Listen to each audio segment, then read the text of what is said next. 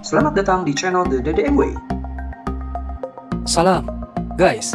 Ramadan ini dalam pandangan pembiayaan perbankan identik dengan usaha musiman. Banyak sekali ide usaha yang biasa muncul saat Ramadan atau sesaat setelahnya, yakni musim mudik atau musim lebaran. Sebut saja usaha hampers, parcel, snack untuk takjil, catering, sahur dan buka, pakaian muslim, usaha kue lebaran, rental kendaraan, skincare, dan banyak lagi. Tapi mana saja usaha musiman Ramadan yang cenderung layak dilirik untuk dibiayai oleh bank syariah? Berikut ringkasannya.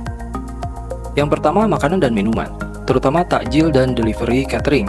Ini banyak sekali peminatnya, bahkan bisa dikatakan nomor satu. Lihat saja ketika sore, di jalan-jalan atau bahkan di ganggang berjajar penjual makanan dan minuman takjil. Dan hebatnya, hampir semua ramai peminat, sampai macet kan jalanan. Return dari usaha ini sangat besar. Dengan modal relatif minimum, salah satu contoh, usaha takoyaki, modal 500-an perak per butir bisa dijual 3 ribuan sampai 4 ribuan per butir. Atau es teh, modal 1000-an bisa laku 3.000 sampai 5.000 di kelas pinggir jalan. Terbayang NPM-nya berapa kan?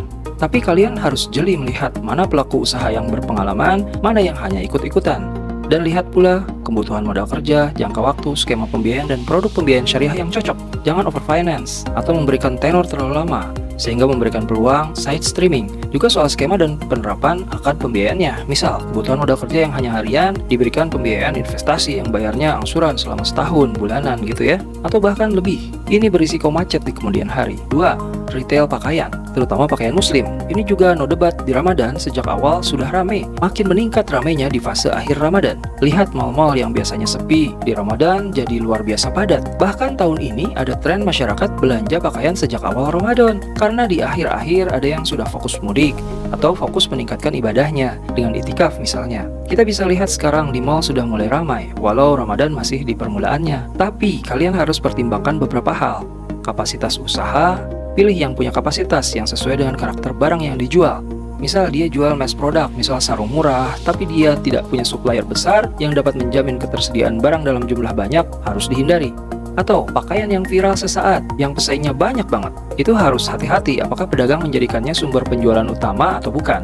Selain itu, perhatikan pula pesaing online. Banyak juga yang jualan pakaian secara online. Perhatikan apakah penjual ini sudah punya target market yang jelas, atau pelanggan tetap, atau sudah terkenal tokonya. Lalu sisi kebutuhan pembiayaan. Biasanya sektor ini lebih besar kebutuhan modalnya dibanding usaha kuliner takjil atau catering berskala kecil. Hitung benar, jangan kurang ataupun overfinance. Perhatikan juga jangka waktu, skema pembiayaan, produk pembiayaan syariahnya, semua harus pas. Bedakan mana kebutuhan investasi, misal pembelian bangunan tokonya, pembelian alat-alat, dan sebagainya, dengan kebutuhan modal kerja seperti inventory, supply, sewa, dan sebagainya. Yang ketiga, e-commerce. Memang sektor ini dapat dikatakan tak ada matinya, apalagi sejak pandemi, dan disusul dengan kesadaran digital masyarakat yang semakin meningkat, belanja online menjadi bagian dari gaya hidup baru sebagian kalangan masyarakat. Akses mudah, harga murah, pilihan beragam, transaksi nyaman dan aman jadi beberapa alasan berjayanya bisnis jualan online ini. Hebatnya lagi, di Ramadan, omset rata-rata pedagang online juga biasanya naik sampai puluhan bahkan ratusan persen. Ini bisa jadi peluang yang sangat baik bagi bank syariah untuk masuk dalam pembiayaan kepada sektor ini. Hati-hati, kalian harus jeli melihat kapasitas toko atau penjual. Bisa dilihat dari profil toko online-nya, berapa lama bergabung di e-commerce tersebut, berapa jumlah barang terjual, keberagaman dan jumlah barang yang dijual, rating toko yang bisa berbicara banyak tentang kualitas barang yang dijual, harga, pelayanan, kecepatan pengiriman, handling komplain, dan seterusnya. Perhatikan betul. Perhatikan juga kebutuhan modal kerja, tenor, skema pembiayaan, dan produk pembiayaan syariah yang cocok, termasuk kesesuaian barang yang dijual dengan prinsip syariah. Terakhir, validasi toko online dengan kondisi offline-nya. Apakah ada toko offline-nya? Jika tidak, pelajari tempat tinggal dan tempat penyimpanan barang. Pastikan kita tidak terkelabui. Banyak penjual yang ketika bank datang, mengklaim inventory orang lain sebagai miliknya, agar kapasitas penjualan dinilai lebih tinggi, sehingga nantinya diberi pembiayaan lebih besar. Cross-check lagi dengan trade checking, misalnya customer checking ya, atau supplier checking, dan seterusnya. Yang keempat, kue lebaran, hampers, dan parcel. Ini juga biasanya demand-nya meledak luar biasa di Ramadan. Keponakan saya buka usaha kue kering rumahan di Ramadan, omset bisa meningkat 700% dibanding hari biasa. Bahkan lebih. Seringnya, mereka close order alias menolak pesanan sejak pertengahan Ramadan, saking banyaknya orderan. Ini peluang yang sangat menguntungkan. Tapi ingat loh, risiko bidang usaha ini. Perhatikan reputasi toko, apakah sudah banyak pelanggannya, kuenya enak atau tidak, teknik promosinya bagaimana, jaringan pemasaran dan pengirimannya seperti apa. Karena ingat, kue ini relatif cepat basi atau rusak, jadi delivery penting diperhatikan. Pelaku usaha yang punya kapasitas di bidang ini biasanya tahu kue mana yang sedang hype, mana segmen pelanggan yang profitable, dan seterusnya. Kebutuhan modal kerja variatif, tapi bisa juga tidak terlalu besar, jangka waktu pendek. Jangan sampai kelolosan memberikan tenor yang panjang, waktunya menagih nasabah sudah tidak punya uang. Skema pembiayaan dan produk pembiayaan syariah dan kehalalan produk juga perlu jadi perhatian. Yang kelima, laundry. Ini juga hampir sama dengan jualan online, bertumbuh seiring perubahan gaya hidup masyarakat. Jika dulu mayoritas rumah tangga melakukan cuci baju sendiri, saat ini, apalagi keluarga urban yang biasanya suami istri bekerja, banyak yang meng-outsource sejumlah pekerjaan domestik. Salah satunya cuci-mencuci ke pihak ketiga alias jasa laundry. Tak heran usaha ini kini makin menjamur. Bagaimana di Ramadan? Kecenderungannya lebih meningkat. Yang biasanya di bulan lain mencuci sendiri pun, di Ramadan banyak yang melaundry pakaiannya dengan beberapa pertimbangan, bertambahnya kesibukan, waktu yang padat di bulan Ramadan, atau memang ingin lebih fokus beribadah di Ramadan ini. Peluang ini layak ditangkap oleh bank. Biasanya, kebutuhan modal kerja mereka meningkat, perlu beli inventory lebih banyak, deterjen, pewangi, bahan pelengkap, menambah jam kerja atau tenaga kerja, bahkan hingga menambah outlet laundry mereka. Baik sewa, ya ini masuk modal kerja, maupun membeli tempat yang baru, ini masuk investasi.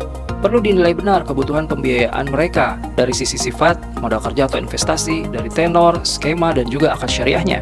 Kapasitas usaha dan karakter itu yang utama. Pelaku usaha yang sudah berpengalaman dan punya reputasi baik pasti harus jadi prioritas. Intinya, lakukan analisis yang lengkap, objektif, dan tidak terburu-buru.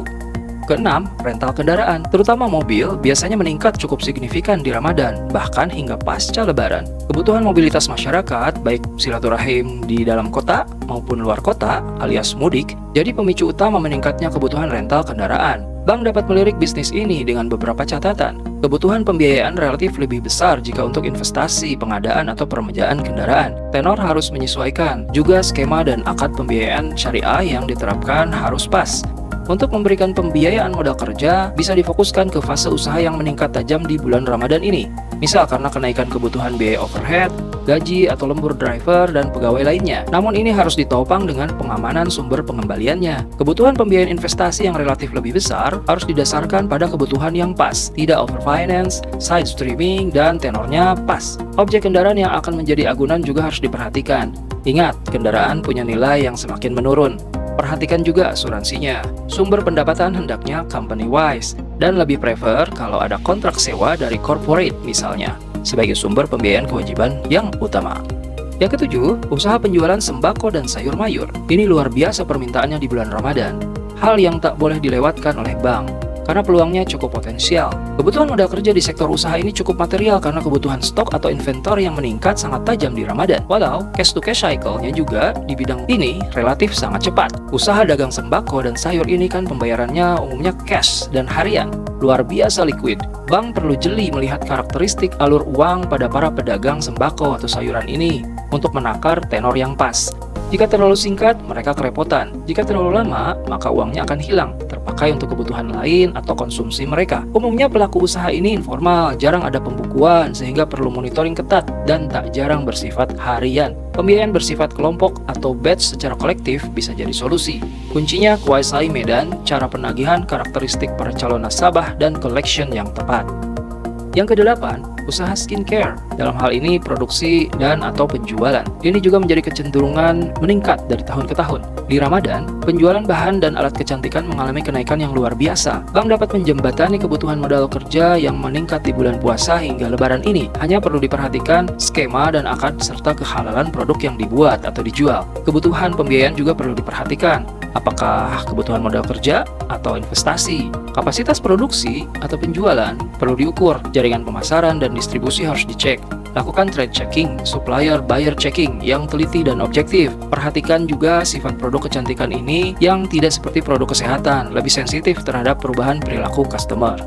Yang kesembilan, usaha penitipan kendaraan. Dewasa ini, terutama menjelang akhir Ramadan, hingga pasca Lebaran, banyak yang menitipkan kendaraannya pada pihak ketiga. Memang ada pihak atau lembaga seperti kepolisian yang menawarkan untuk menitipkan kendaraannya di kantornya gitu ya. namun kapasitasnya terbatas, sehingga jasa penitipan kendaraan ini menjadi peluang tersendiri yang relatif booming di Ramadan dan Lebaran. Perhatikan kapasitas dan bonafiditas pelaku usaha ini, kapasitas lahan yang dimiliki atau disewa, model bisnisnya, aspek manajemen, pengalaman usaha, termasuk aspek keamanan dan cara kerjanya perlu menjadi pertimbangan utama. Kebutuhan modal kerja musiman bisa untuk sewa lahan dan biaya overhead, terutama tenaga kerja atau jam kerja tambahan karena kenaikan volume usaha di bulan Ramadan. Tenor biasanya jangka pendek.